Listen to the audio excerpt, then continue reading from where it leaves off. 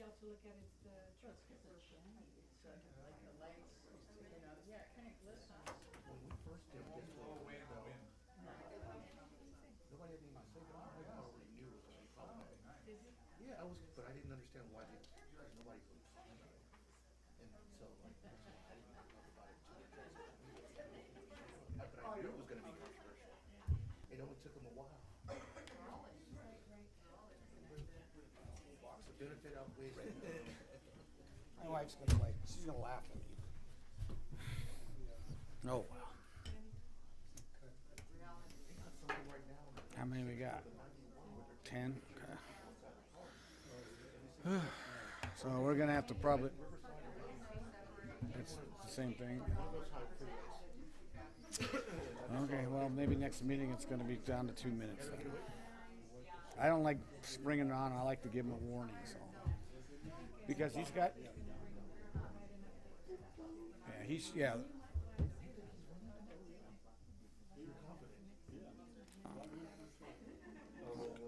we'll see. Well, that's a good point. But see, he might not be here. It'll be on the council. I mean, it'll be on announced. Okay, where's she at? Where'd she go? Makeup? Steven.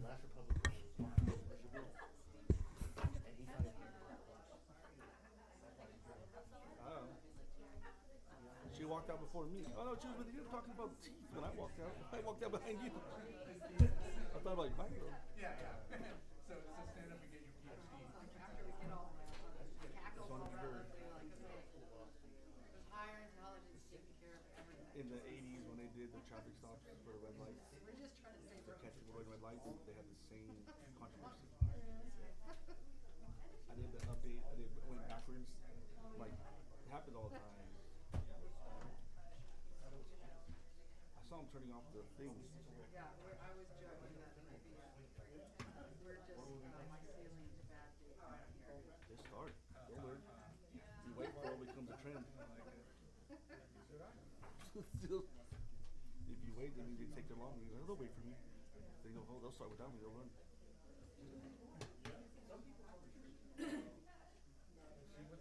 Not at that level. What about the rest of them?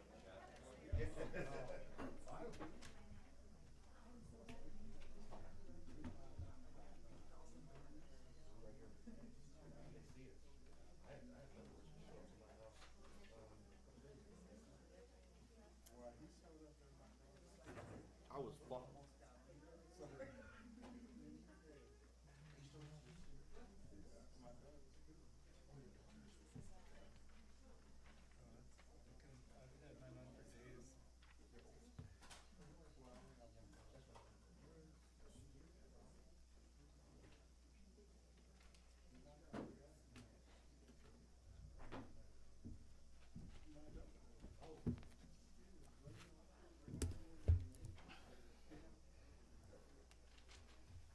Yeah, they got a different mentality. They got that I wish you would.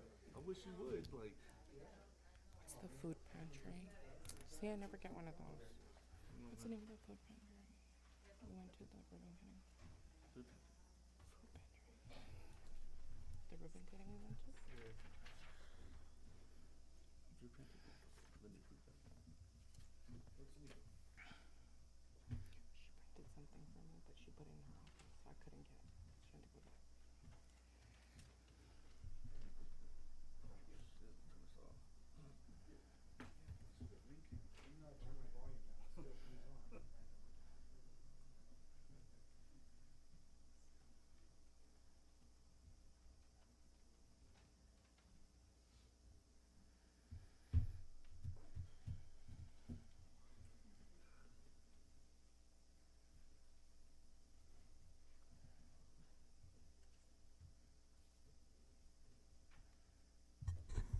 Robin, are you out there? Do I not see you? Not you, Robin. The other Robin, Wilson. I know you're out there. She might have forgot.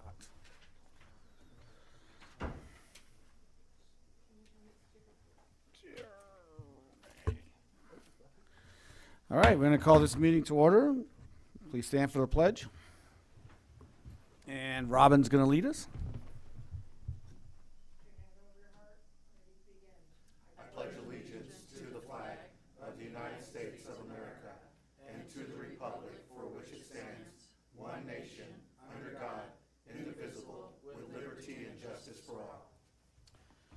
Okay, and if you'd like to remain standing, Ms. Leanne Clark from the Ministerial Association.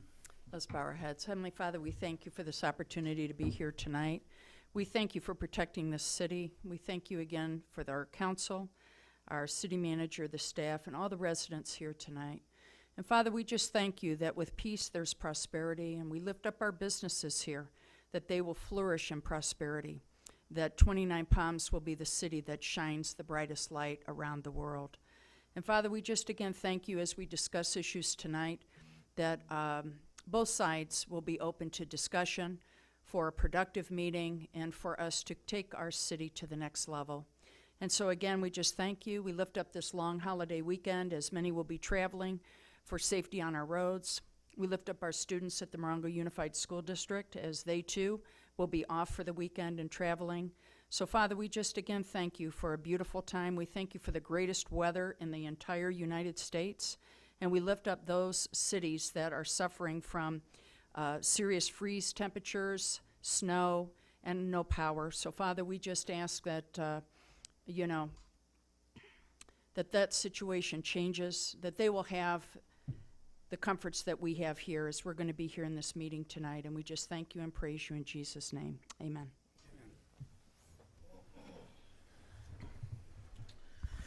Okay, roll call, please. Councilmember Wright, Here. Councilmember Buildering, Here. Councilwoman Ramirez, Here. Mayor Pro Tem Scott, Here. Mayor Mintz. Here. All present. Okay, we had a closed session, but there's nothing to report out. And any changes in the agenda? No, Mayor. Thank you. Okay, announcements. This proceedings will be viewed on demand on the City of 29 Palms website at www.29palms.org. May also live stream this meeting by going to the city website and clicking on Meeting Agendas link.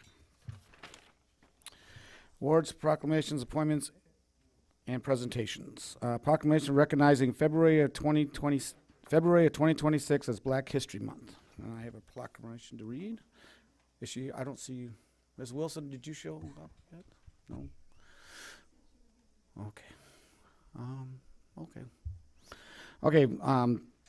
Whereas during National Black History Month, we celebrate the legacy of Black Americans whose power to lead, to overcome, and to expand the meaning and practice of American democracy has helped our nation become a more fair and just society. Whereas the continuing sacrifices of Black Americans need to be honored and recognized for their endless cultural, scientific, political, and economic contributions to the very foundation of American society that has manifested to the relentless strengths and will preserve regardless of the circumstances. Whereas Black Americans have survived, thrived, and risen in the highest ranks in all areas of American society, including within local, state, and federal governments, from the walls of integrated elementary schools to the halls of Congress. In addition, tens of millions of Black Americans throughout American history have served in the branches of the United States Armed Forces, defending the ideals of life, liberty, and the pursuit of justice for all. Now, therefore, be resolved that the City Council of 29 Palms has hereby proclaimed February 2026 to be Black History Month and encourage all residents to observe this month, dated this 10th day of February 2026. Mr. Mayor, can Yes. you present it to Elder Brock? Yes. Please meet me at the podium. I had Robin Wilson, but she didn't show up.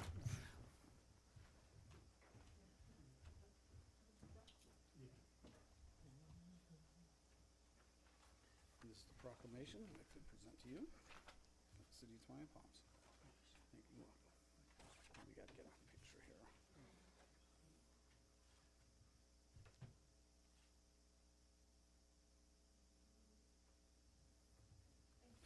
Say something? No? Okay. Yeah, I guess I will. Yes, it is an honor to receive this proclamation on behalf of all of Black Americans who have served, especially here in the city of 29 Palms, and that it is just an honor for those who are representing us in our city council as well. So thank you very much. Thank you very much. Okay, we have the city clerk's department update. Thank you, Mayor. On behalf of the City Clerk's Office, we are going to have the Deputy City Clerk, Ms. Christina Benton, come in and give a short PowerPoint presentation on what does the City Clerk do. So she is making her way in here right now.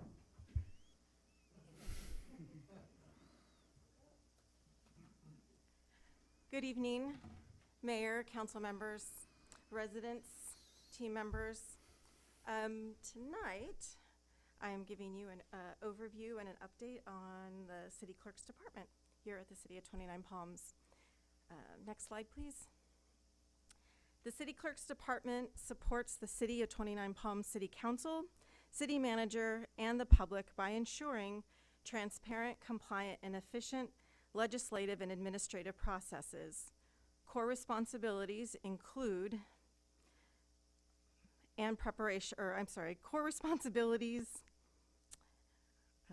include coordination and preparation of the City Council meeting agendas and packets, City Council minutes, municipal code maintenance, city records management, administration of the local reporting requirements under the Political Reform Act, and election administration.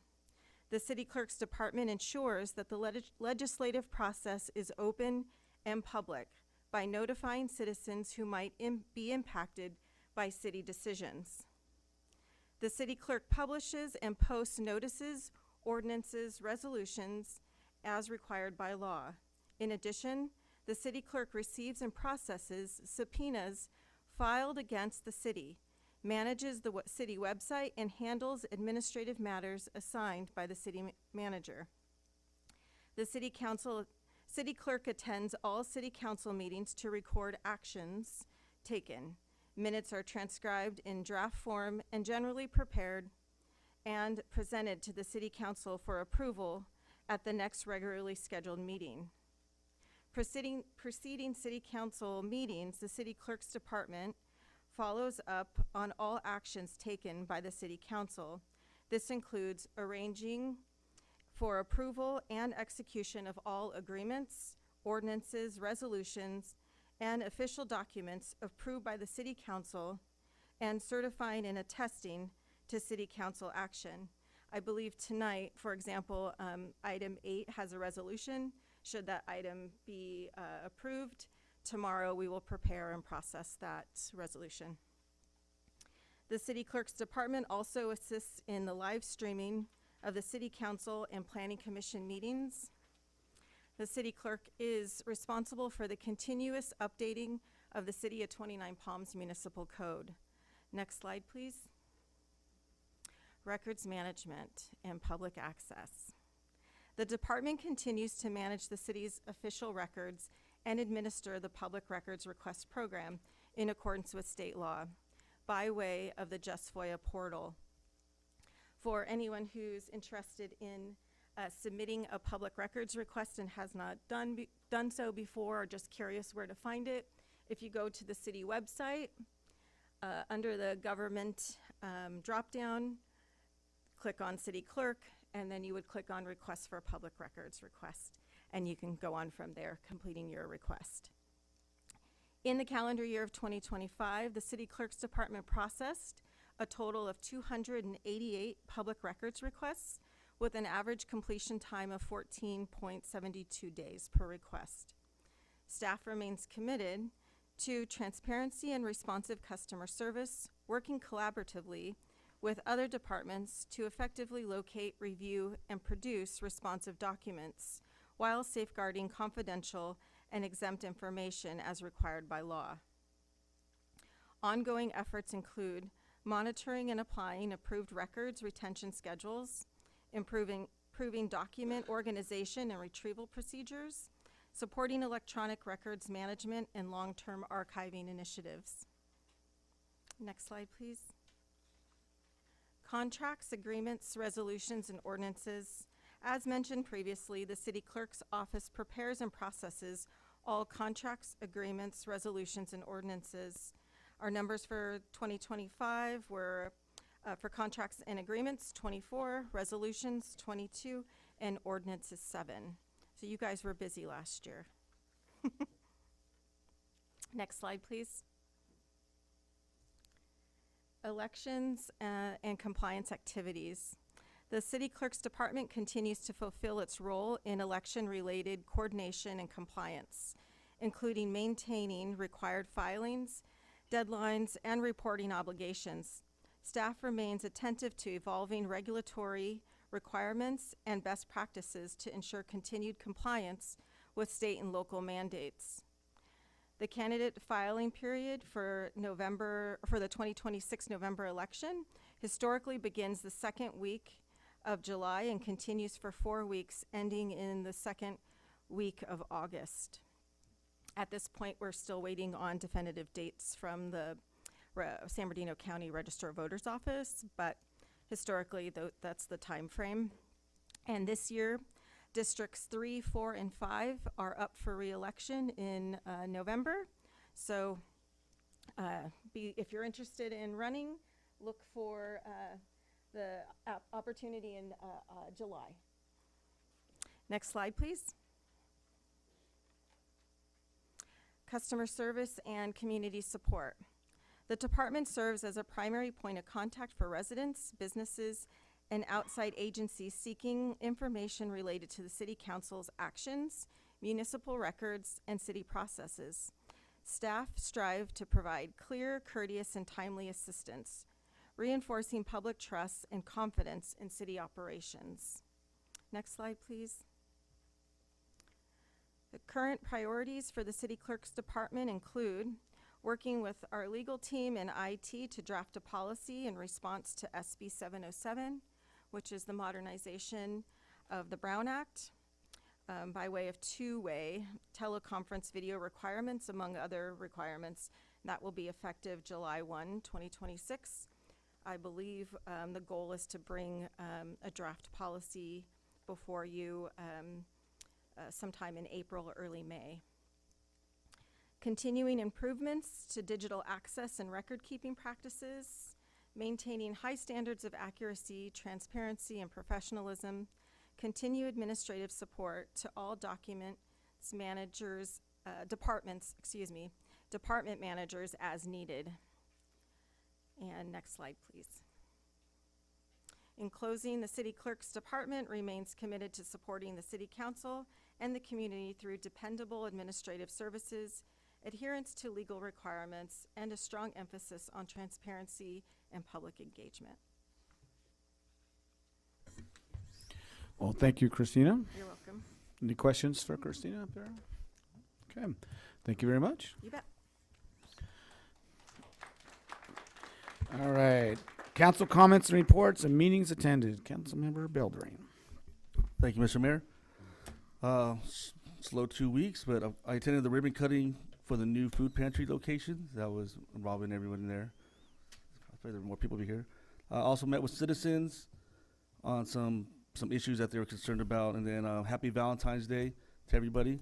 If you don't have a Valentine, just someone does love you, so don't worry about it, all right? I love you guys.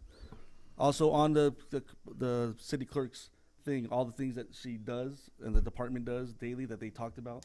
She also has to manage our 5 schedules too, gets us where we gotta be 7 days a week. And I know, Ms. Viesquez, you don't get all the applause on the accomplishments we do, but I know you get all the negative remarks just like we do. So thank you for having tough skin and smiling all the time. So thank you. That's all I got, Mr. Mayor. Thank you. Councilmember Ramirez. I also attended the ribbon cutting for the food pantry at the new location. And I attended the Cal Cities Desert Mountain Division region quarterly meeting. And that's where all of the cities in our region come together and we talk about issues that we're having at a state level or issues that we want to work towards. And one of those things that we really talked about, and I'm going to try to give the Cliff Notes version because I think a lot of times people see in the media, you know, the state, actually, I'll give you the exact one that it was Senate Bill 131, Chapter 24, Statutes of 2025. It provides a one-time $500 million general fund allocation for HAP funding for the 26-27 fiscal year. And HAP is the Homeless Housing Assistance and Prevention Grant that comes from the state money. So the way that it's working right now is that money goes to, a portion of it goes, 42% of it goes to the 14 cities in California that have population over 300,000 or more. 28% of it goes to California's 58 counties. So when you see that the state is doing things and allocating taxpayer money for housing and homeless services, it's going to the counties. From the counties, then they have the COC, which is the Continuum of Care.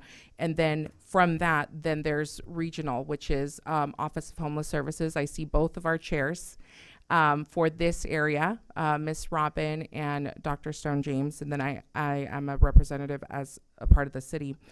And one of the things that we were talking about is that even though the money goes to the community organizations, CBO, community-based organizations, sometimes it doesn't always directly hit the cities. So we are asking for support, and we want to support the Honorable Jose Luis Salash from the California State Assembly in his bill, Assembly Bill 1708, which would change that provision. It would allow for, once the funding becomes available through the state, it would give smaller cities like ours, specifically those with 50,000 or less, the opportunity to directly apply for those funds so that we can also increase our homeless and housing efforts here. So I would just like to enter all of those notes into the record. And that's all. Thank you. Thank you. Councilmember Wright? Thank you, Mr. Mayor. I want to echo Councilmember Bill Duran, because Sydney definitely keeps me on track, because I could forget like in 10 seconds. But thank you very much. I appreciate you. I also attended the ribbon cutting at the food pantry. It's really excited to see, that is one of the opportunities in our community to help people. And so I'm grateful for that. Been to a lot of basketball games, going down with Park and Rec, just going to different games pretty much all day Saturdays. And then on Wednesdays and Thursdays, but it was good.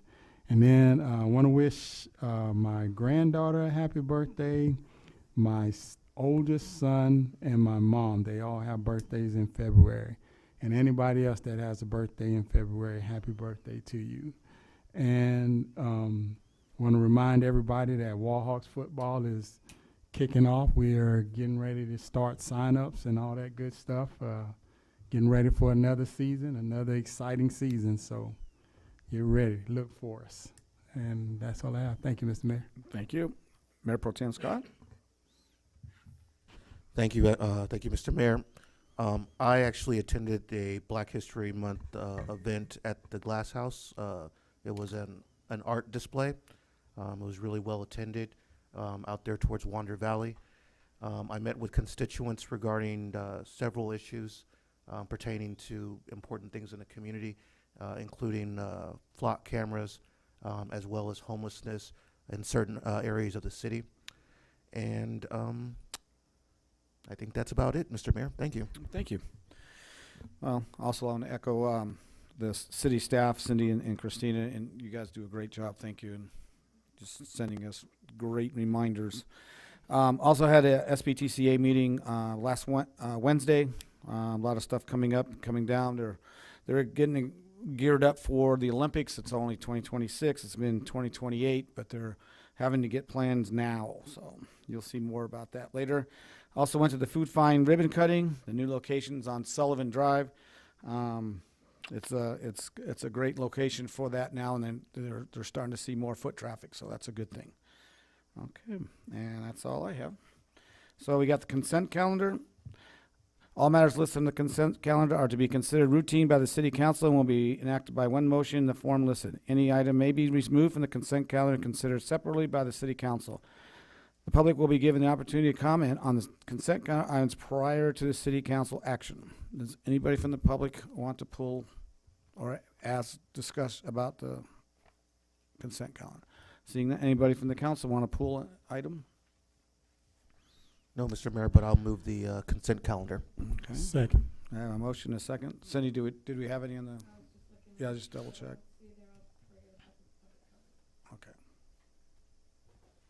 Okay. Okay, I have a motion and a second. No more discussion. Roll call, please. Councilwoman Ramirez? Aye. Councilmember Bilderrain? Aye. Councilmember Wright? Aye. Mayor Pro Tem Scott? Aye. Mayor Mitz? Aye. Approved 5-0. Thank you. We had no items removed, so, and there's no public hearing, discussion, potential action items. Recycle local assistance grant fund expenditure and MOU with food recovery organizations. Good evening, Mayor. Thank you for the opportunity to speak on this. Unfortunately, the individual who's responsible for this is not able to attend tonight, so I'm going to talk in his place. And so essentially what this was the city had applied for a grant, and the grant was to help the city comply with some pretty challenging legislation that has gone in. Specifically, that is SB 1383.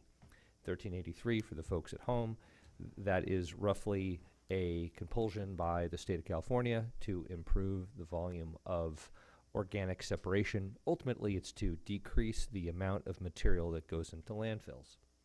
And so they had given us this grant, and the diligence of staff, really Eli Marshall has done a fantastic job on this, really trying to figure out how the grant funds can be utilized.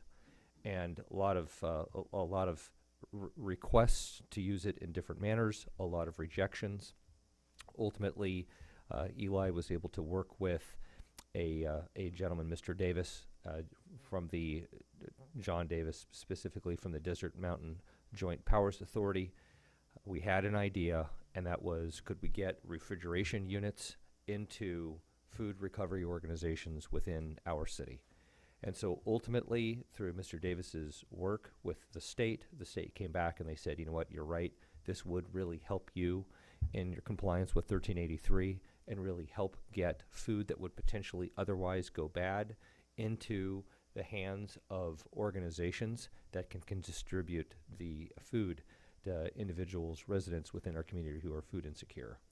And so ultimately, this item is the necessary step in order to be able to utilize the funds, receive the funds, purchase the refrigeration equipment, and then place the refrigeration equipment with 3 organizations, specifically the Hope Project 29 Palms, or CLEP, operating out of Sanctuary Church, the 29 Palms Community Food Pantry, operating at the First Assembly God Church, and also Reach Out Morongo Basin, operated out of the 29 Palms Senior Center.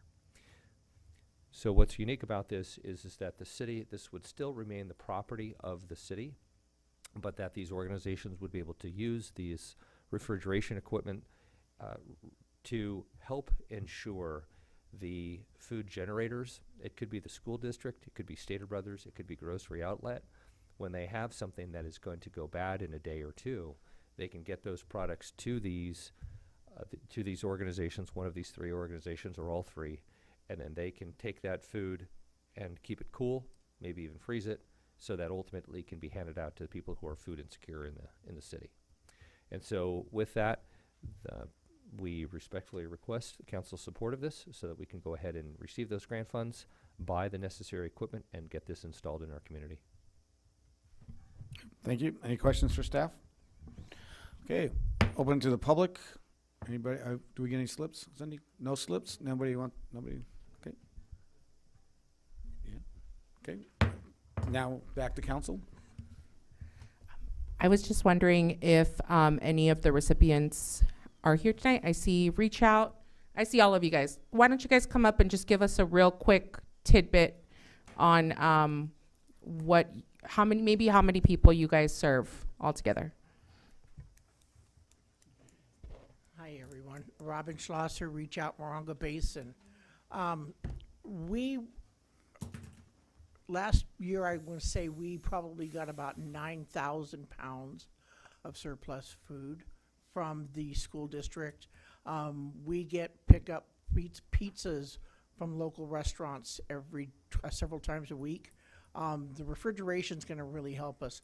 We also, in collaboration with the 29 Palms Community Food Pantry and Fine Food Bank, do a monthly distribution of 300 boxes, which, along with produce and cheese, adds up to an average of about 14,000 pounds of food a month we're distributing to needy seniors. So these refrigeration units and these freezer units are going to be absolutely life-saving for us to be able to store items, because previously when we would get things, we would have to be scrambling, trying to figure out, well, we got to find a place to get it immediately because we don't have any way to store it.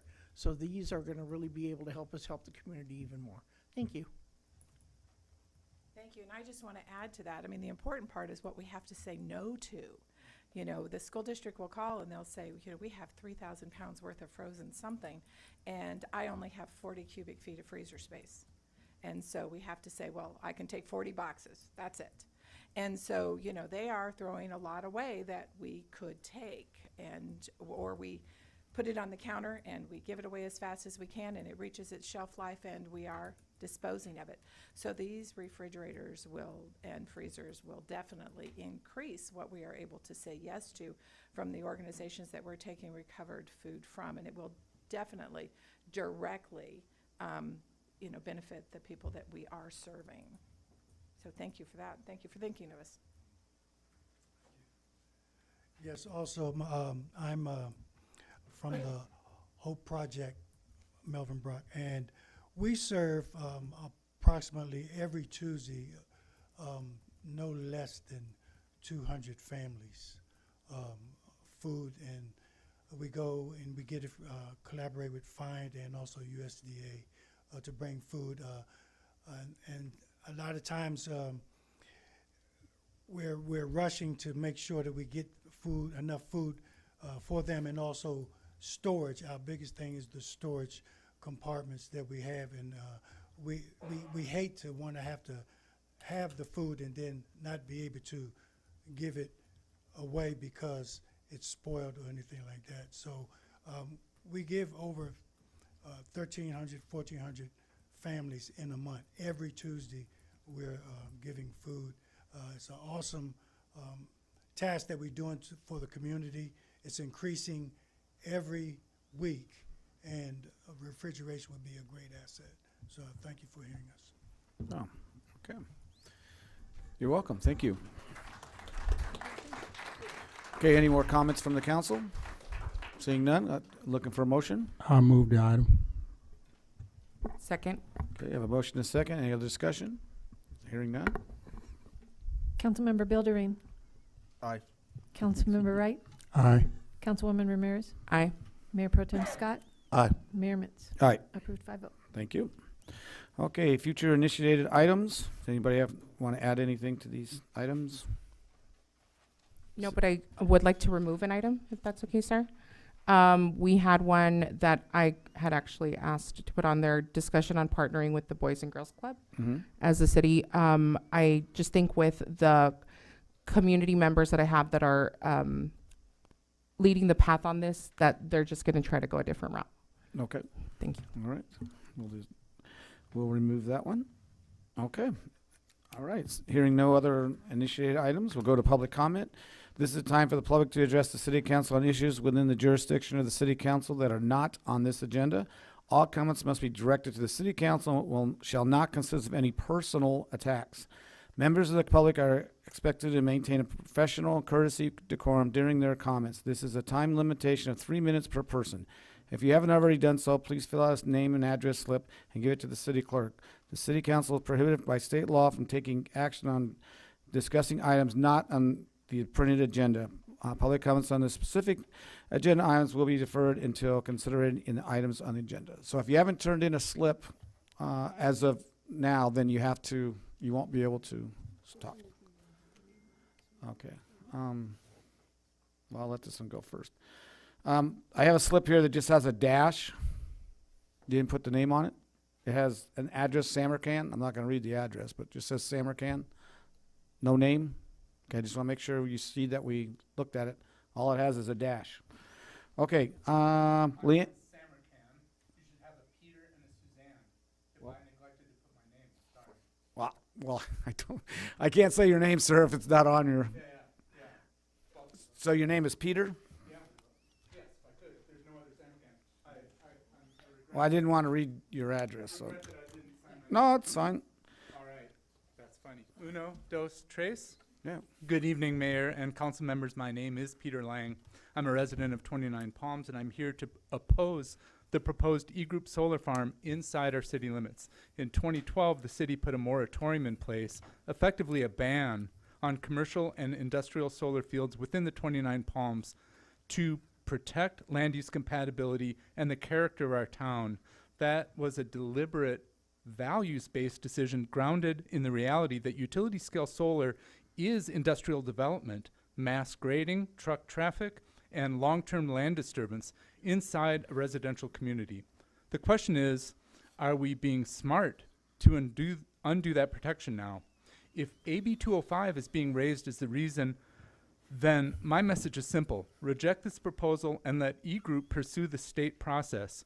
AB 205 is designed to require concrete, enforceable community benefits.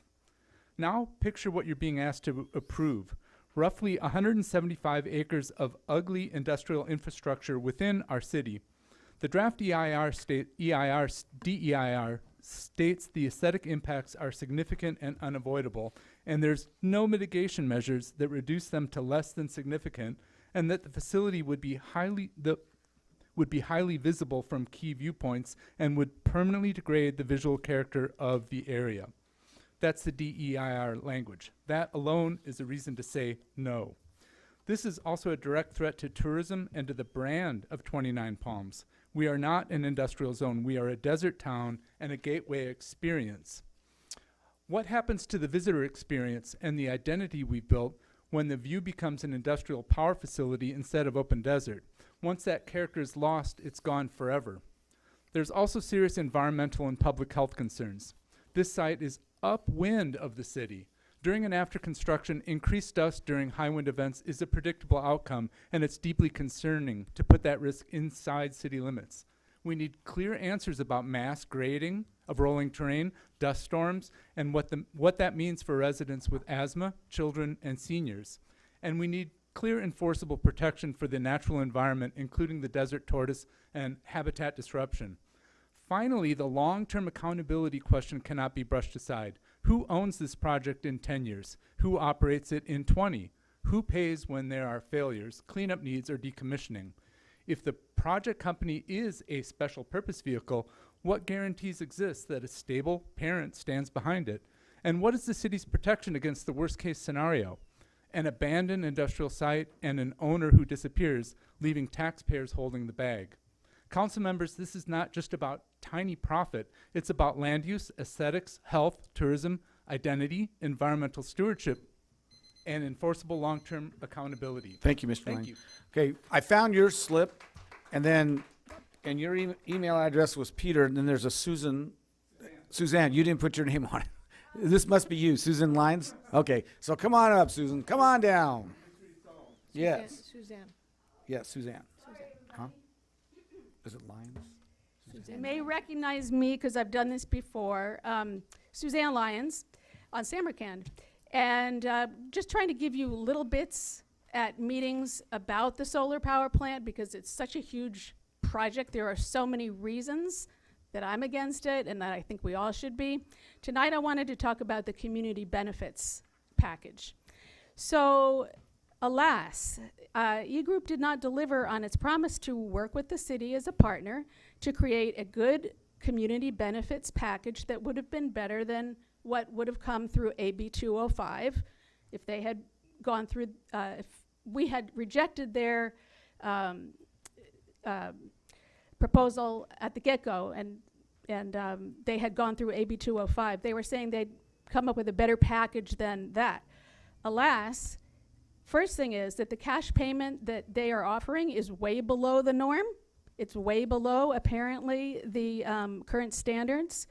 So we were offered $100,000 a year. That's roughly $2,000 per megawatt per year. But apparently, host community benchmarks mostly fall in the range of $5,500 to $7,000 per megawatt per year. So that would have been $275,000 to $350,000 annually. So we see that what we're being offered is definitely not a good deal. Secondly, and just as important, there was no community benefits process at all. Current standards for solar power plants recognize that community benefits are not just writing a check. They're about a process, identifying community needs involving community stakeholders and creating specific, enforceable benefits that respond to local priorities. Community was completely bypassed. It's just a check. Further, here's the third thing, that $100,000 check, low as it is probably not what would really be the net income from this thing. Reason is that, according to the DEIR, we have a very complex structure with a partner that has a very rather elusive, mysterious, I would say, investment-oriented business.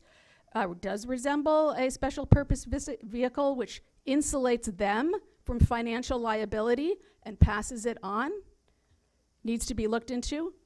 So that $100,000 could be used for monitoring, legal, and enforcement costs, which are typical when you're needing a staff time, consultants, compliance review, and all these kinds of things that come with a project that's not closely managed by a very competent, robust, experienced engineering firm with a good track record that we can check and verify.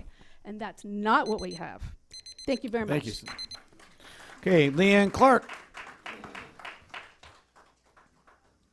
Thank you.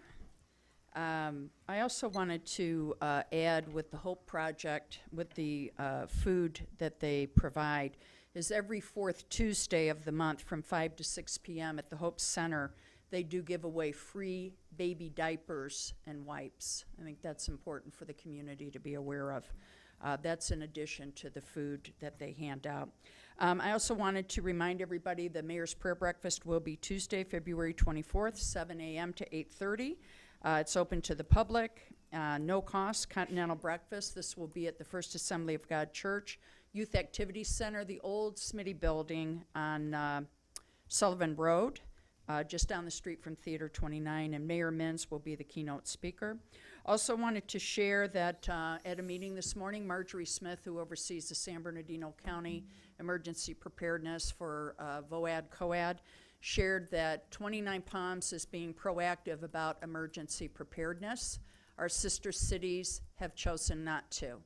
So if we do have an emergency, we are in a better situation than Yucca Valley and Joshua Tree and even Morongo Valley. So there is an emergency preparedness meeting coming up on calendar. It's a Zoom call, 8 a.m. on March 19. You can communicate with our city manager, Stone James, if you would like to get involved. This is open for anyone to participate, and it's just basically for our community to become prepared and self-sufficient with our neighbors, and also in having clear communication should we deal with some of these storms, things of that nature. As we know, we're in trouble if anything happens with Highway 62. So what are our other avenues and how will we proceed? And also we may even want to consider what Audrey had shared previously about a community garden, things of that nature. And also we just, the 29 Palms Ministerial Association wishes everyone a beautiful, wonderful Black History Month, and thank you. Thank you. Okay, Gretchen Grunt.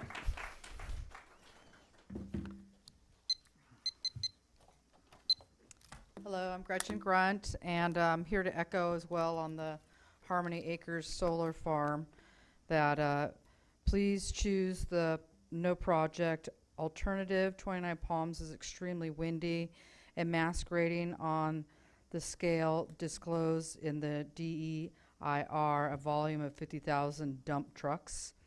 This will create unacceptable long-term dust and health risks for nearby residents and community spaces we cherish and want to remain intact and beautiful. Also, I'm just here to reiterate my not supporting the flock cameras in our community now.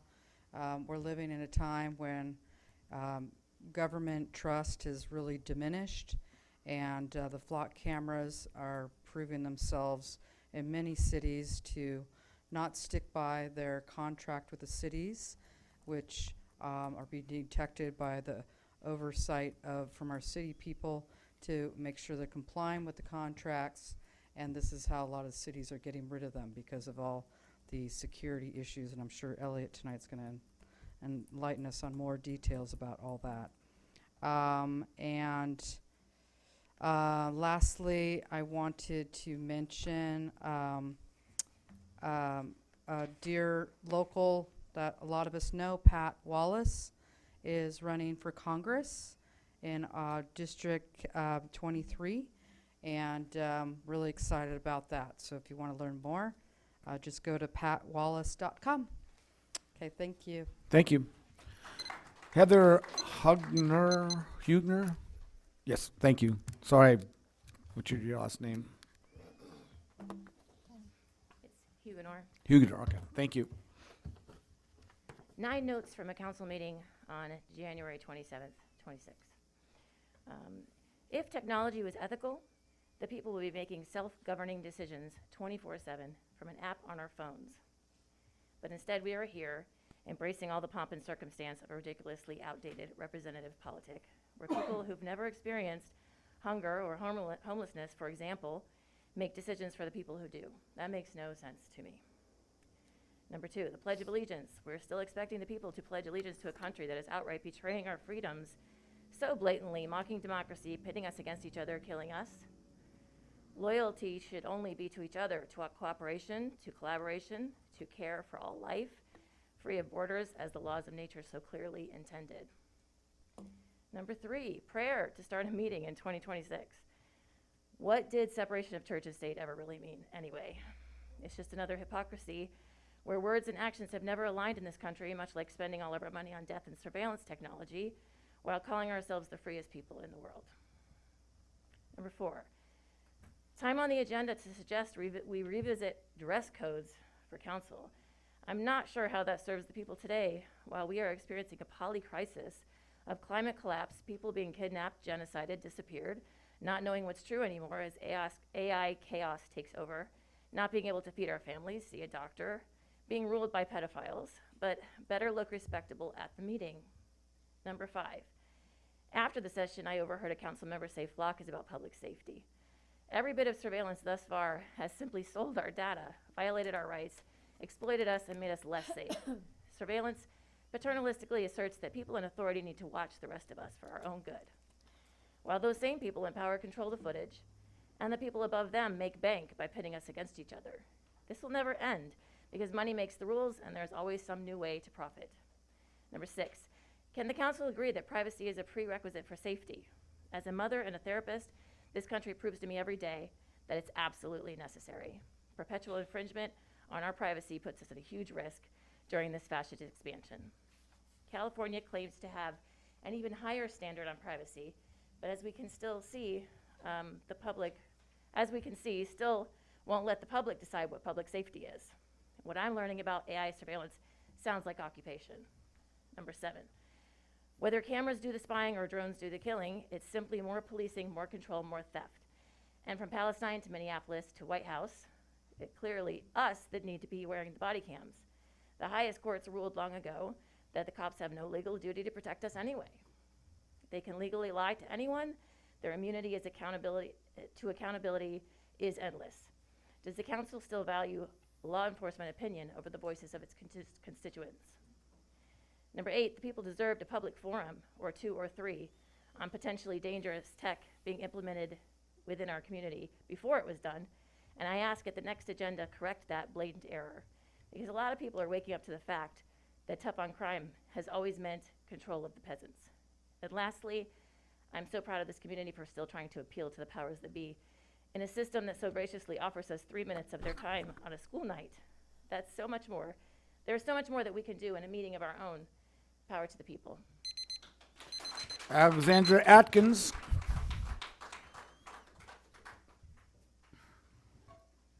What was the name?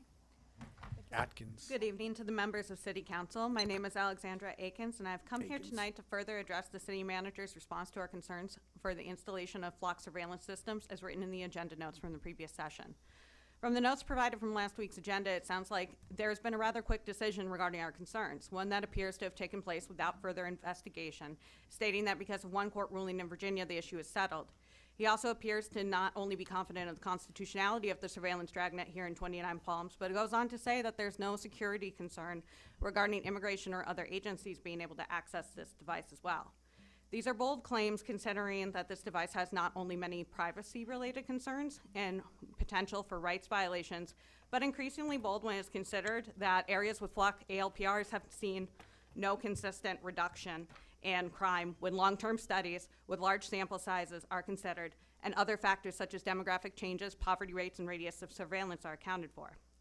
I find myself confused of how you could reach this conclusion, not only because the plaintiff in Norfolk intends to appeal, but Judge Davis himself says that this opinion was made on the basis of previous court precedent of ALPR devices not being able to detect the whole of one's movements. However, these previous rulings were on devices that do not have the capabilities of flock surveillance, a fact that Davis himself goes on to acknowledge when he states the evolution of this technology could make it so the constitutional balancing could conceivably tip the other way, and I have his opinion here.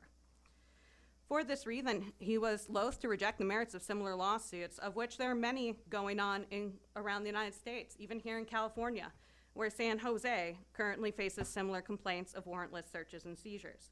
Furthermore, there's over a dozen cities here in California who are ending their contracts with Flock over concerns of out-of-state and federal agencies already having accessed their surveillance devices, a concern that we are told does not exist. In Mountain View, the city has turned off their cameras after discovering that out-of-state and federal agencies access surveillance systems without their knowledge or consent, mainly because one of the camera's settings is a nationwide lookup setting that can be toggled on by Flock without permission. This is because a clause in the Flock standard contract allows them to do so. This was also noted when Santa Cruz voted 6-1 to cancel their contract with Flock after it was found that the out-of-state agencies had accessed their surveillance system as well. In auditing the system, it was found that the state agencies had access from ICE on behalf of ICE 4,000 times between June and October of 2025 alone. Why do these incidents keep happening so frequently if this system is so secure? And what clauses are in the contract that the city signed with Flock?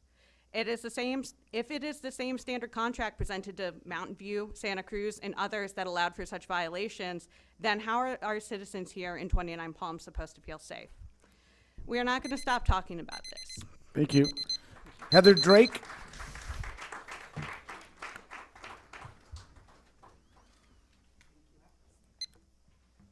I ask that you please restart that because I wasn't at the podium yet. You guys did that to me last time. Can you please restart it? We haven't started. I heard a beep. It beeped when she came up to the thing. Thank you. Okay. Hold on.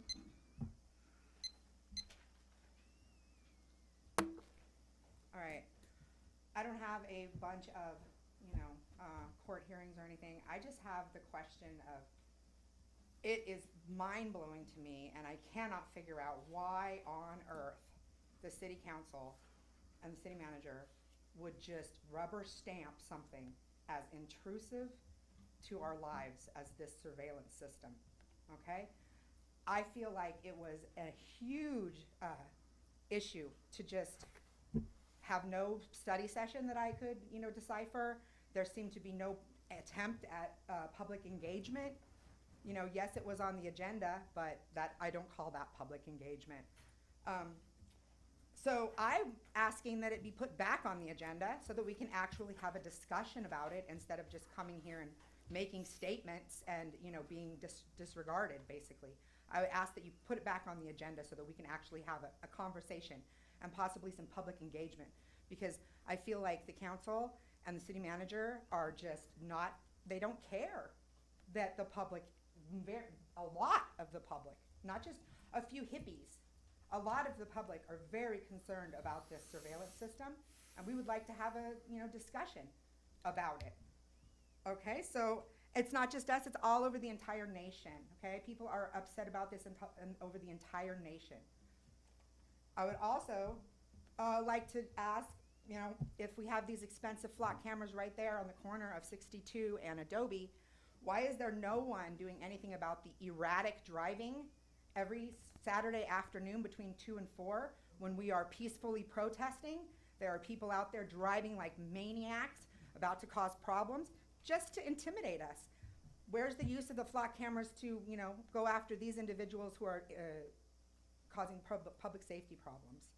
When we're just trying to, you know, voice our opinions and practice our constitutional rights. So I would also just like to say that we, Neighbors Feeding Neighbors has a potluck every Sunday. Ma'am, you have to Sunday of the address month. the council, What? please. Address Okay, the council. excuse me. Thank you. Sorry. Neighbors Feeding Neighbors has a potluck every last Sunday of the month at Lucky Park, where we have gathered together as a community, and we have a potluck. We distribute the food that's left over, not just the leftovers, all of it actually, to unhoused members that live down in the wash, to the elderly individuals that are living in the low-income housing. And we would like to invite everyone to Lucky Park on the last Sunday of every month. And we would also like to, you know, be in touch with some of these people that have the access to all the food in this community, because we are also wanting to be an assistance in that regard. Thank you. Thank you. Joseph Candelaria.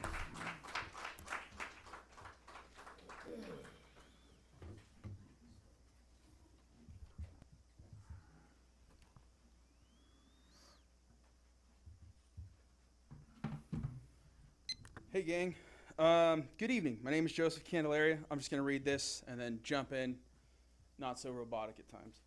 My name is Joseph Candelaria. I was born and raised here in 29 Palms. This desert isn't just where I live, it's in my bones. The wind, the quiet, the wide open sky, they shaped who I am. Grew up in a town where people looked after each other, where if your car broke down, someone pulled over, where neighbors knew your parents, where accountability didn't come from a lens on a pole, it came from community and eye contact. That's why I'm here now. A lot of us chose to stay here or come back here because this place feels different than bigger cities. It feels freer, slower, human. The desert has a way of reminding you that you are small under the stars but deeply connected to the people around you. Again, this was a place where accountability didn't come from a lens on a pole. It came from community, from eye contact, and from trust. When I hear about expanding surveillance technology in a town like ours, I don't just think about hardware, I think about culture. I think about what kind of place we are becoming. What kind of place are we signaling ourselves to be? Cameras may be tools, but they also send a message. They say, we are watching. And that changes something, subtle but real. It shifts the relationship between citizens in their town, between neighbor and neighbor, between community and the government. In small desert community, trust is our infrastructure. It's more powerful than asphalt or fiber lines. Once eroded, it is hard to rebuild. Again, once eroded, it is hard to rebuild. I'm asking to think carefully, not reactively, about what aligns with the spirit of 29 Palms. What are the long-term policies for data? Who has access? How long is it stored? What oversight ensures this technology never expands beyond the original intent? How do we measure whether it truly serves us? And just as importantly, how does it feel? How does it feel? Because culture matters, the feeling of a place matters. The reason people leave bigger cities and come here matters. We live in a moment nationally where many people feel uneasy about the balance between safety and liberty. In times like these, small towns can lead. I heard that we're going to be the great bright star, right, that leads? So let's be that. Not by fear, but by wisdom, by transparency, by deep community dialogue. I'm not here out of anger. I'm here out of love for a place. For the kids growing up under these same desert skies, for the kind of town I want them to inherit. 29 Palms has always been defined by resilience, independence, and neighbors who show up for each other. My hope is that whatever decisions are made reflect that spirit, that we protect not just our streets, but our culture, not just our property, but our sense of freedom in our community. Thank you for your time. Thank you. Elliot?